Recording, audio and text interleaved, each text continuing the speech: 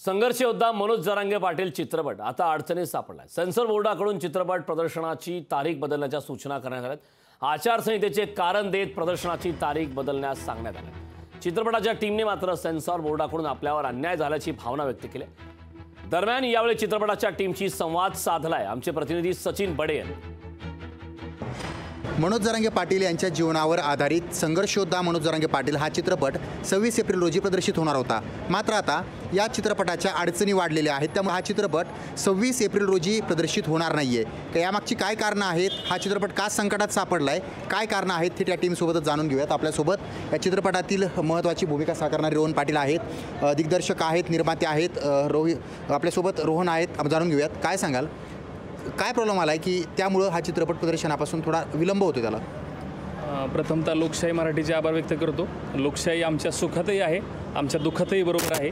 वेळोवेळी लोकशाहीचं सहकार्य झालं। मी अभिनेता रोहन पाटील, सर्वांना जय शिवराय। येत्या 26 एप्रिल 2024ला राज्यभर प्रदर्शित होणारा सिनेमा जो होणार होता, ज्या सिनेमाची राज्यातला प्रत्येक माणूस आतुरतेने वाट बघत होता, जशी वराडाची वराड या सिनेमाला बघायला जाणार होती, तो सिनेमा म्हणजे संघर्ष योद्धा मनोज जरांगे पाटील।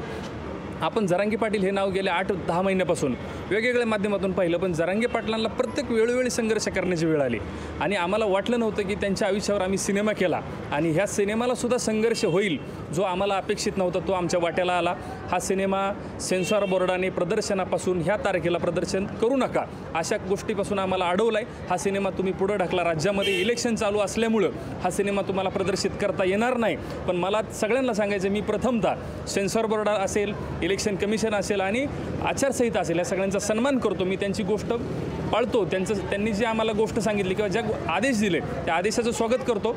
पण राज्यातलं इलेक्शन आणि जरांगे पाटलांचा आयुष्यावरती बनलेला सिनेमा संघर्ष योद्धा ह्याचा दूरपर्यंत संबंध नसताना देखील हा सिनेमा थांबवलेला आहे। हा सिनेमा थांबवला का थांबवायला सांगितलं हे मला माहीत नाही, पण हा सिनेमा येत्या 26 एप्रिलला प्रदर्शित न होता मला राज्यातल्या जनतेला सांगायचं आहे की नवीन तारीख 21 जून 2024ला आम्ही हा सिनेमा राज्यभर ताकदीने रिलीज करतोय।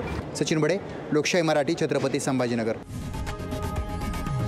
लोकशाही मराठी, ऐका, पहा, जागरूक रहा।